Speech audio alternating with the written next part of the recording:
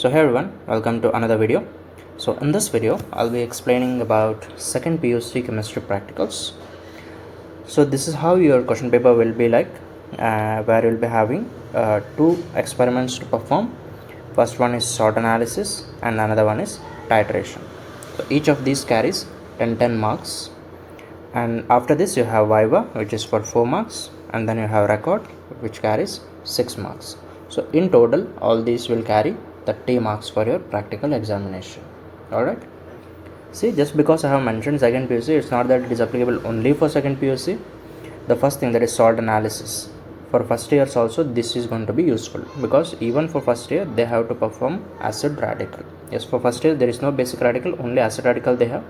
So this video will be useful for both first year as well as for second years. Alright. So first what I'll do, we'll start with salt analysis and then I'll discuss some viva question after that. So first one is salt analysis. See, in salt analysis, what you have to do, first thing you have to perform is preliminary test. So it does not matter which salt is given to you, it is compulsory that you have to perform preliminary test for that. So what you will do, in your answer sheet, first you write side heading preliminary test, and then you have to make 3 columns. In the first column you write experiment, second column you write observation, and third column inference. And always remember, first you write the experiment and then you perform it. So based on what you observe, that observation you have to write it in the observation column, and finally the inference you have to write. So here the first test you have to perform is color and appearance. So when you perform this experiment, either the given salt will be white amorphous solid or it will be white crystalline solid.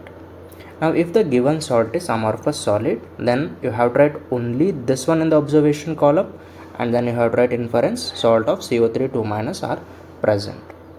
See, generally for PC first and second year, the amorphous salt given contains carbonate as a acid radical.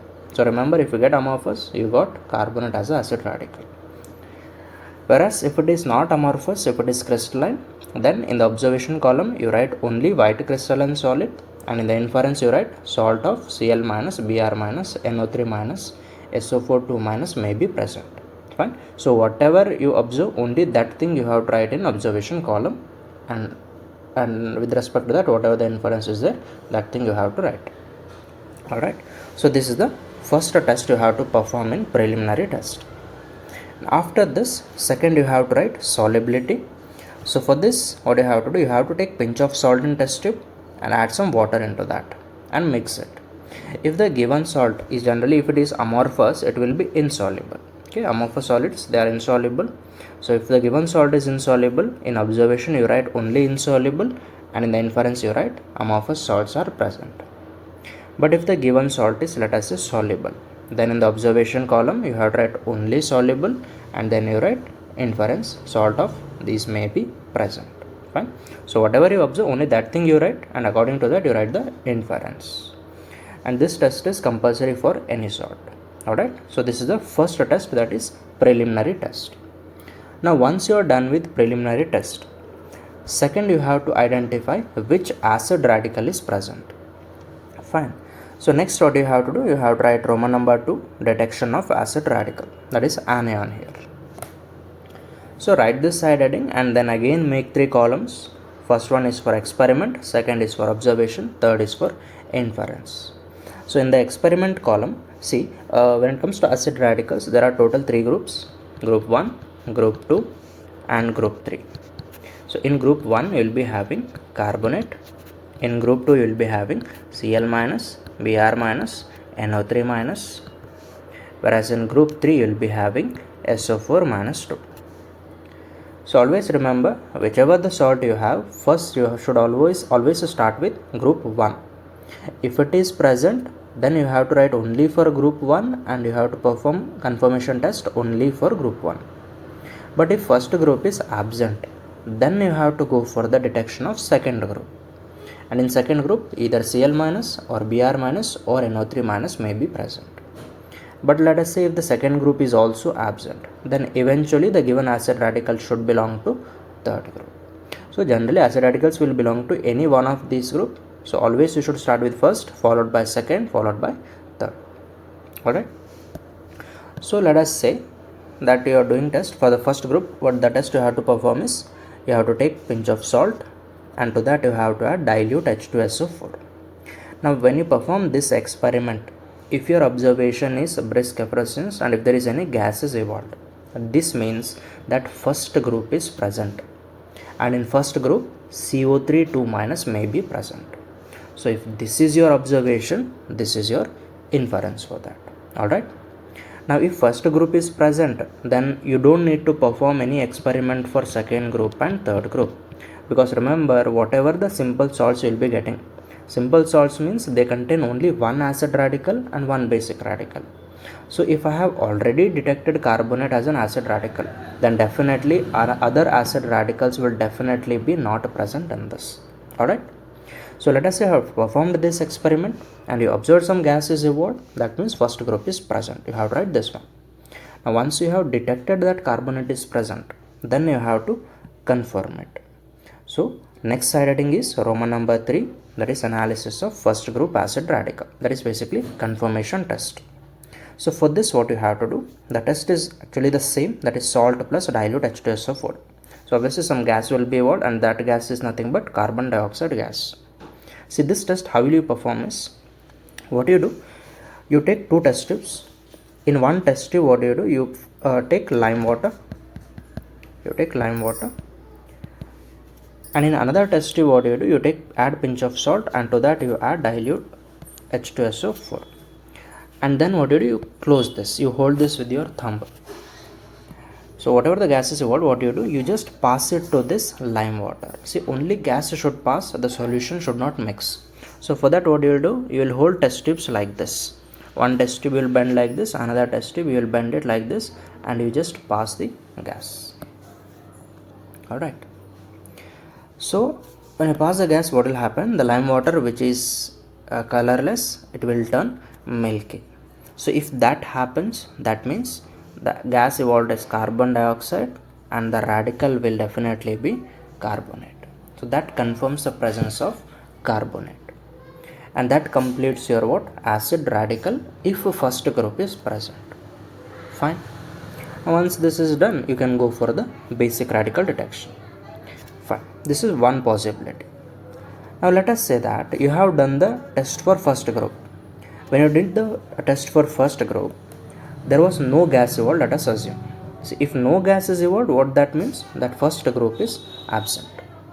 So since in this case first group is absent, then you have to go for the detection of second group, and for that the test will be like this: salt, and you have to add concentrated H2SO4 in that.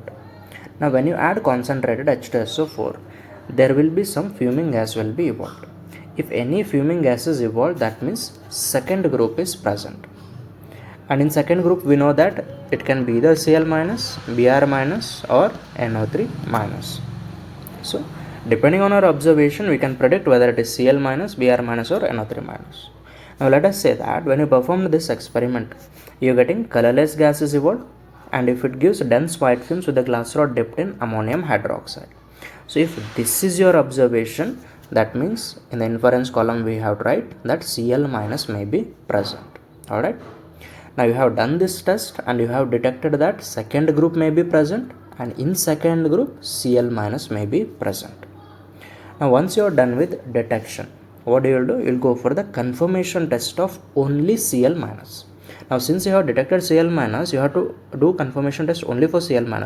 You are not supposed to do for carbonate, you are not supposed to do for Br-, because if I have not detected it, definitely it will not be present. Alright.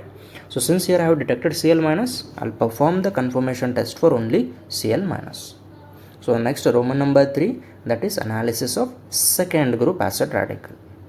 So how you're going to perform this test is, in the test tube you add some pinch of salt, and then you add water, and then you add silver nitrate solution in that. So when you add silver nitrate, you will be getting white PPT. So if you get white PPT, that confirms the presence of Cl-. Alright. So this is another possibility. Fine. Now once this is done, you can go for basic radical.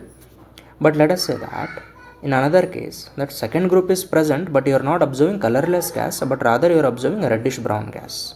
So in that case, if you are getting reddish brown gas, that means it is Br minus which is present. Alright. So if Br minus is present, what I'll do? I'll do confirmation test for only Br minus. Okay, sorry, it is Cl minus written here. This should be Br minus. So for Br minus confirmation test also is same.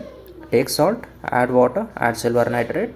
In this case, you will be getting pale yellow PPT. So if you get pale yellow PPT, that confirms the presence of Br minus. Alright. This is another acid radical you might get. But in some cases, you may not be getting any fuming gas here. Let us say that you have performed this test, no gas was evolved. So if no gas is evolved, first group is absent. Then you performed this one, let us say. If you observe anything, based on that, you can write this inference. But let us say that after adding concentrated H2SO4, I did not observe anything here. No gas was evolved. So after performing the second test, if you are not observing any fumes, that means second group will be absent. So no fuming gas is evolved. So here it should be no fuming gas is evolved. So if there is no fuming gas, second group is absent, then eventually it has to be what? Third group may be present. And in third group, we know that SO4 2 minus may be present. So if you detect this one, then what you have to do? You have to confirm only for sulfate. And for the confirmation test, what you have to do? Take pinch of salt, add water, and then add dilute HCl followed by barium chloride solution. So when you add barium chloride solution, you will be getting a white PPT. So if you do this test and if this is your observation, that confirms the presence of sulfate. Alright. So these are the tests how you have to perform for acid radicals. So depending on what salt you have got, you will be getting different acid radicals. Some may get carbonate, some may get Cl minus, some Br minus or SO4 minus 2. According to that, you have to write the observation and inference. Alright. Now let us say that our acid radical is completed.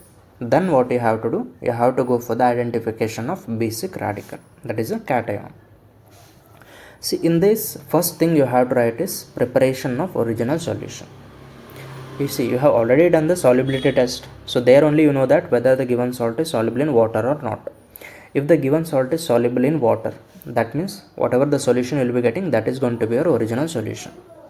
But if the given salt is insoluble in water, what do you have to do? You just have to prepare the original solution by taking dilute HCl. That's it. Fine. So first thing, you have to prepare this original solution and you have to write this first. Fine. So once you are done with preparing original solution, next you have to detect which basic radical will be present. See, for basic radicals, you have group 0, 1, 2, 3, 4, 5, 6. So there are total 7 groups, and always you should start with 0th group. If it is absent, then go for first, second and so on. In Karnataka, for PUC first and second day, generally they will not be giving you salts which are present in first group and second group. So you can skip these two groups, but you just have to write that these groups are absent. So remember to skip these. After 0, you can directly go for the detection of third group. Alright. Now let us say that you are detecting the basic radical, and for 0th group you are doing this test. So here what you will do? You will take pinch of salt and you will add sodium hydroxide in that. When you add this, if you get any ammonia smell, so if there is any smell of ammonia, and if you hold a glass rod dipped in concentrated HCl, if you get any dense white films, that confirms that the given salt contains 0th group and the radical will be NH4 plus may be present. So when you do this test, if this is your observation, this should be your inference. Now if you have detected that NH4 plus may be present, then you have to confirm it. And the confirmation test is simple. You have to take OS which you have prepared here, and that original solution, to that you have to add Nestle's reagent. So when you add Nestle's reagent, if you get any brown PPT, that confirms the presence of NH4 plus. Alright. So first detect which group is present and which radical is present, and whichever the radical you get, you do the confirmation test for that. Now since we have detected NH4 plus, you have confirmed it, that confirms your basic radical. So what you will do? First you perform preliminary test, then you perform acid radical detection, and then you perform basic radical. So acid radical gives us which anion is present, basic radical will give us which cation is present. So once you are done with this, you can finally write the result that the given salt contains basic radical. Here if it is NH4 plus, so generally the salts will be given to you are either Cl minus, it will contain acid radical as Cl minus or Br minus. So the most commonly given salts based on NH4 plus are, you could either get ammonium chloride or bromide, NH4 Br. These are commonly given salts. Alright. But let us say that you have performed this experiment but you did not observe anything. So in that case, that means zeroth group will be absent. So if zeroth group is absent, then what I have to do? I have to go for the next group. But since first group and second group usually it will not be given to you, what you can do? You can skip these two tests, but you have to compulsory write these two tests. So you write this test, you write this that no PPT is observed, and you write first group is absent and second group is absent. So directly you can go for the third group here. So for third group, what test you have to perform is, take original solution which you have prepared here, add excess of ammonium chloride. See, if this is a test tube, you have taken original solution, let us say this much, you add excess of ammonium chloride this much, and then you add ammonium hydroxide this much. Then you will be getting, if you get any white PPT or white gelatinous PPT, that confirms that the given salt belongs to third group and the radical would be Al plus 3 may be present. Fine. So if this is your experiment you have performed and this is the observation, this should be your inference, and since I have detected Al plus 3, I have to confirm only Al plus 3 here. And for that what you will do? You will take original solution and you will add sodium hydroxide solution in that. So if you get any white gelatinous PPT, that confirms the presence of Al plus 3. Fine. And once you are done with the detecting basic radical, you will be knowing which acid radical you have, which basic radical you have, and then finally you can write the result, that is which basic radical, which acid radical, and what is the formula for the given salt. Alright. So based on aluminium, I have seen that the commonly given salt will be aluminium sulfate. Fine.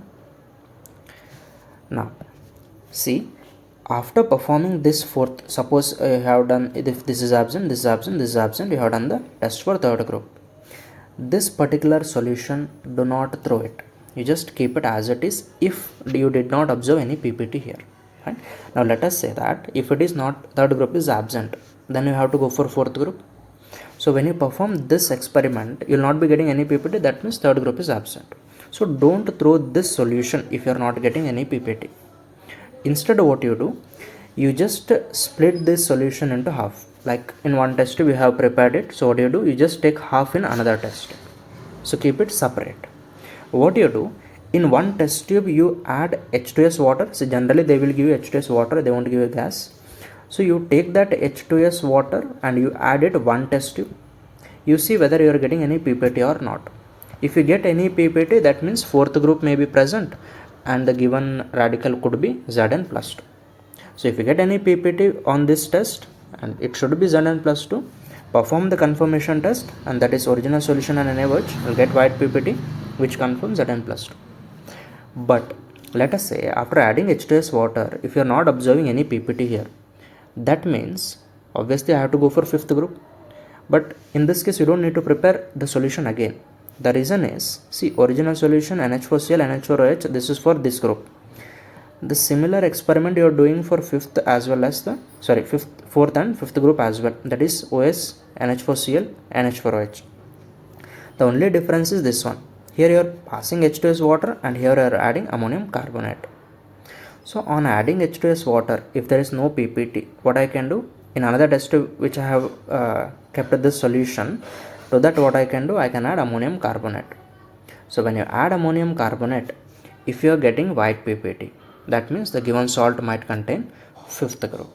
And in fifth group, you could be having calcium, barium or strontium. Fine.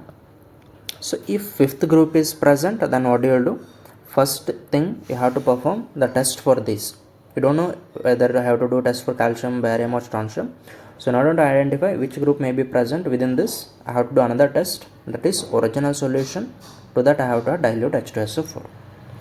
So when you do this test, if you get any white PPT, that means either barium or strontium may be present. But if you did not get any PPT, then calcium may be present. So whatever is your observation, only that thing you have to write in these columns. Alright. So let us say that if there is no PPT, that means calcium may be present. So if calcium is present, what do you have to do? You have to do confirmation test for only for calcium. You need not write this. So the confirmation test for calcium is original solution and ammonium oxalate solution. If you get white PPT, calcium is confirmed. But when you do this test, if you are getting any white PPT, that means barium or strontium may be present. So in that case, you don't need to perform the test for calcium as it is absent here. You can directly go for the test for barium. So for confirmation test of barium, what you will do? You take original solution and add potassium chromate in that. If you get yellow PPT, that confirms the presence of barium. But in this, if you did not get yellow PPT, what do you have to do? You have to go for the confirmation test of strontium, that is original solution and ammonium sulfate. Here if you get white PPT, that confirms the presence of strontium. So remember, you do calcium only if you get no PPT, but if you get white PPT, first perform the test for barium. If you observe yellow PPT, then write only barium here. But if this is absent, you write no PPT, barium is absent, then you go for the test for strontium. So whichever you are confirming, based on that, you write which basic radical is present, which acid radical is present, and write the formula. Alright. So this is if fifth group is present. But let us say that you have done this test and for first group you are not observing anything, and for this anyway you will skip, but you have to write it. Then you have to write this test. If you are getting no PPT here also, that means third is also absent. You have done this test, fourth group is absent. You have done this test, and in this case you observed that fifth group is also absent. So if all these groups are absent, eventually the given salt must contain the sixth group, and in that it will be having magnesium +2 as a basic radical. So if all these are present, write like this and finally write that sixth group is present and magnesium +2 may be present. And for this you have to do the confirmation test, that is original solution, ammonium chloride, ammonium hydroxide and disodium hydrogen phosphate. This you have to add. On adding this, if you get any white PPT, that confirms the presence of magnesium. So based on what you are getting, write the basic radical, and according to that write the acid radical whichever you get, then finally write the formula with the name of that salt. Alright. So remember here, first test you have to perform, second three you can skip, but you have to write this. Then you perform this fourth test, that is original solution, ammonium chloride, ammonium hydroxide. If you get any PPT, then you can throw that solution. But if you are not getting any PPT, that is third group is absent, so in that case don't throw this solution. Keep it as it is, split it in half. Take this solution 50% in one test tube and 50% in another test tube. What do you do? In one test tube you add H2S water and you see. If you are getting any PPT, fine, fourth group may be present. But in this test tube, if you did not observe anything, then fourth group is absent. Then what you can do? In another test tube you can add ammonium carbonate. There if you get any PPT, fifth group is present. If you did not get any PPT, eventually it has to be sixth group. So with this what you can do, you can save your time. Alright. So what did we discuss? First we discussed about preliminary test, which is going to be common for all the salt. Then we discussed acid radical detection, which is basically anion detection. And this three groups may be present, 1, 2 and 3. So if first group is present, you have to directly go for the CT for first group. If it is absent, then go for second. If it is present, you stop it here. But if it is absent, go for third group and so on. Now once you are done with detecting acid radical, then you will be going for detection of basic radical, that is which cation is present you have to identify. So you have groups from 0 to 6, total 7 groups are there. I told you to skip first and 2, and for third group we will be performing the test. If you get any observation, it's okay, you can throw the solution. But if you did not observe any PPT, you just have to split it in half, and you have to add H2S water in one, in another you have to add ammonium carbonate. Fine. So then you will be getting which basic radical is present, and finally what you have to write, you have to write the result, that is which acid radical is present, which basic radical is present, and you have to write the formula of that salt with its name. So this will confirm your 10 marks in the practicals. Alright. So hope the salt analysis part is clear to you. If there are any doubts, you can still ask in the comment section. I'll try to reply in there. Alright.